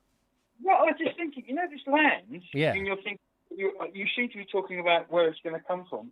What about putting adverts, or classified like the Farmers magazines? There are like Farmers World and things like that. Putting it out on various channels that farmers look at. Because I think your best bet is to actually have a farmer when there are forward-thinking farmers out there who will be quite willing to maybe help support this. And then if you've got the farmer you're getting the land off on side, then you're halfway there. Just a thought. I think that is a very good thought, because then if you don't have to pay for the land, that's even better. Or even if you're renting, if you've got a legal situation where you can say, look, I want 5-acre field, and I don't know how much you would pay for that, but let's say a peppercorn rent, and I don't know what a peppercorn rent would be on 5 acres, but let's just, for the sake of argument, say it's £1,000 a year instead of £1,000 a month, or 12 grand a year. I could take. Let's say I've got. I'm putting 50 grand to buy the land. If I bought it, I would lose that if I was renting it. If you were paying 12 grand a year, so it's £1,000 a month. I mean, no idea how much you would pay for land. Absolutely no idea for farmland and what have you. But let's just go with that, because you probably couldn't get £1,000 a year out of it. But I would want to guarantee 10 years, because this would be a long-term project. So you would have some sort of legal thing where you could go to a farmer and say, this is what I want to do. And what we will do is whatever we do to that land, we'll take it back to how it was, if not have it improved. Mm-hmm. Part of that might be digging a 200-foot canal in the land, which is one of the projects I want to do. Just call me James Brindley. Yeah, just call me James Brindley, exactly. And and also my mate Telford's going to come in and put a bridge over it Good man. because we want to get from one side to the other. That helps. Otherwise, you've got to do that Dutch thing with a long pole, and that often ends in tears. Yeah. So I mean, initially we may just have a swing bridge, which would be easier, but it would be great to have a brick bridge, ultimately, which could be taken down if the farmer at the end of it says, "Don't like that idea." I don't want to. We say, "Well, don't worry, we'll take it down." But it would be great to. I mean, who knows how you would do that? But I'm sure it's possible. I'm sure there would be bricklayers who would go, "Do you know what? I'm sick and tired now of just building the same boxes that we do. Let's go and build this bridge for Vobes." Absolutely. And we find some old Telford plans, and we don't need to do a tunnel. That would be too expensive. But we could build a canal. But before we get to any of that, yeah, exactly. So there would be some sort of legal thing. You're quite right. Farmer might be the first person to come in and say, "Well, I can commit to 10 years because I don't know what to do with that land. It's just sitting there. It's causing me mischief. And if you can do something with it," and I said, "Well, as long as I can camp on it, I can have the public on it when we want the public on it, and we will deal with the insurances and all of that." And all the legal side of it, as there's access to it, and we'll pay for the water that goes on it, and all of this, and things are crowdfunded, and we set up some sort of committee or some sort of office with a bit of a hierarchy of management team, but not too stupid, and so that we know what our finances are, and we get all of that sorted out. Then that could be a really good idea, Gabriel. I mean, if you're running it like a community project, which is starting to sound like, which I think is a splendid idea, then I would say look at getting local news channels involved. Get the local television with a 6 o'clock sort of newsy thing that they send. Well, I mean, the thing that you may have missed, and this is where the farmers may not get quite so involved, and this is where this is where I err on buying rather than renting or borrowing. Is it's a set. This is a. Oh my God! What was that? Are you all right? Yeah, mate. Yeah, well, what's up? Oh, we just heard a sound. Dunno. Not me. No. Okay. There it goes again. Are you digging a hole? No, I'm just sitting here minding my own business. There must be something on the line. Oh, right. Somebody's trying to dig a grave for me. It sounded like someone was digging up some cement or something. Anyway, so this is a film set. The land is a film set. What goes on are is players, not actors as in from a script, but they're players. So it's fly on the wall, kind of. But not fly on the wall. But you know what I mean. It's drama that goes on there. It's all filmed. The whole project is about making a series of videos. Yeah. What it's about is exploring traditional farming from 100 years ago, more or less. But doing it today. So we're not pretending that we're 100 years ago. We are saying, what was it like? I've never done this before. So it would start with one ball. Initially, it would start with just me. And then slowly there would be more and more people involved. And it would be, here's a plot of land. And I'm gonna have a hay meadow. I'm going to have a windmill. I'm going to have a gypsy caravan. I'm going to grow some vegetables. I'm going to grow some wheat and barley. I'm going to have bees. I'm going to make my own beer. I'm going to make some homemade wine. We're going to have blackberries. We're going to do hedge laying. We're going to have some chickens and pigs and sheep and all these different aspects to it over a 10-year period. And so people would then get involved in this, but it's storytelling. At the essence of this is all storytelling. So, although you say it's a community project and members of the community can come in and take part, and we may set this up as a trust, but ultimately it has to pay for itself. And so none of the farming aspect, none of the stuff on the stage is intended to make any money. It might make some trickle-in money, some pin money, but the filming is what makes the money. So initially you might have the 6 o'clock news and people like that interested, but I think there would be television rights that you could sell.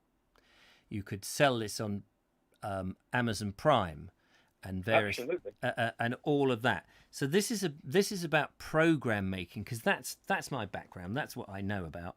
And this would be about program making, but this is a real project which is done by genuine people, not actors, who are genuinely trying to work things out. And disasters will happen naturally, not manufactured, but they will. Problems will come about and they will be solved. And people like Jeff Kellison has already said, do you know what? If you want a windmill, I'll come and make one. The windmill doesn't have to be a traditional windmill because we couldn't afford that. But we can say, what did a windmill originally do? It blew a sail which turned a stone which ground the corn. So in doing that, as Jeff earlier explained, well, if we get a wind machine that can drive an electric motor, we can turn the things electrically in a way that cuts out having to have huge amounts of timber. But ultimately, we can use a little bit of technology on the way, as long as it's effectively doing what the traditional end bit was, which is grinding corn with two great big lumps of stone, out of which we make bread. Okay, putting my academic head on, I do actually have one of these, seriously. Yeah, I'm sure. With a background in archaeology. Yeah. Technically, what you're talking about is what they call experimental archaeology. And I'm thinking of programs like on television, there was a couple of series, wasn't there, where they, up in towards Shropshire somewhere on that farm, where they looked at the old-fashioned farming methods. Therefore, you could probably get universities interested, because, 100 years ago, that's an interesting period. It's a massive change in farming. So exactly. You could have universities interested. You could have colleges. If you're talking about hedge laying, you're talking about traditional country crafts that are dying.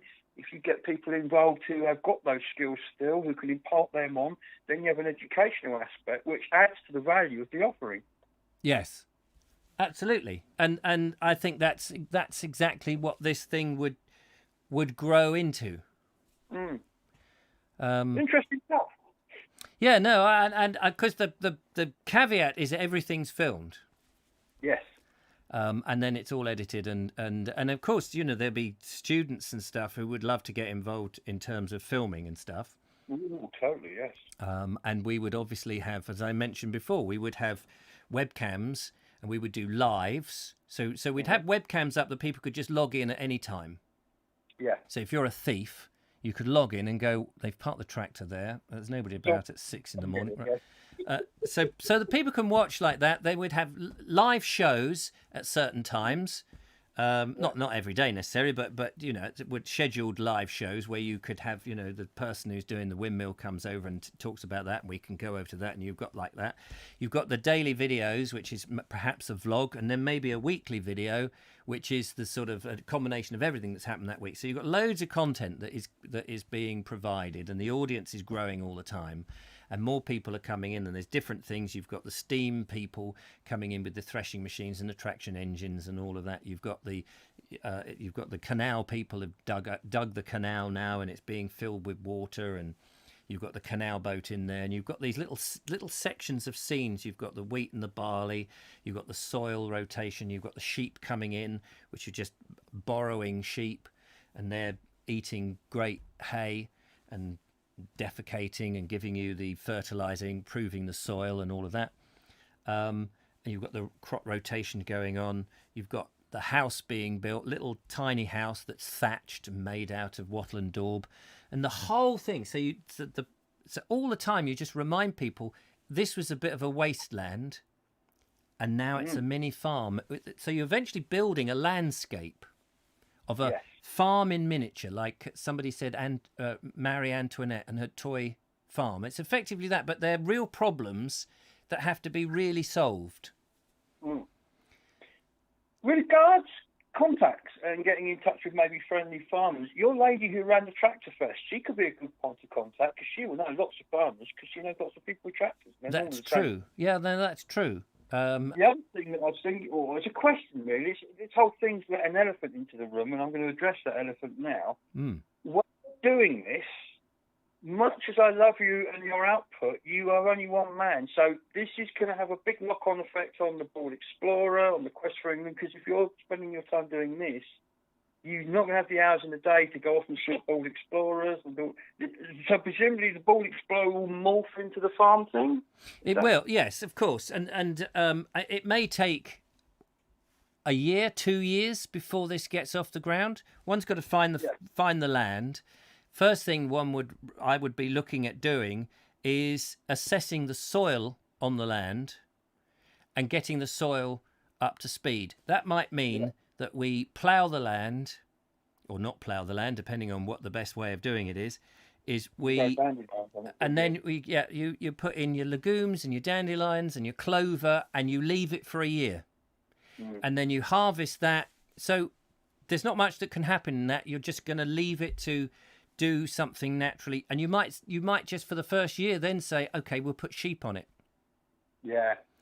So I'm still then board exploring, but the project has started. There'll be this very gentle, slow start. Like a crossfade from one into the other. Yes. So that people won't be disappointed, because they will but they will gradually understand how interesting this is. But the other thing is that I did mention, of course, as I was talking earlier on, somebody said, oh, but by the way, in Herstmonceux or somewhere, there is a community of people who own a pig. They've got 8 pigs, and it's a community, and they do this, that, and the other with the pigs. There will be loads of people that I will want to go and see and take advice from. And that is part of the story. So that the videos would go and see these people and their pigs and talk to them, and we'd see the pigs and what have you, and I'd explore the area that they're grown in and why that's good and what have you. So it's still part of that. But ultimately, it's not about me. Ultimately, it starts off with me and this bit of land, and then it's about the people who start to get involved. The guy building the canal, the chap who's showing me how to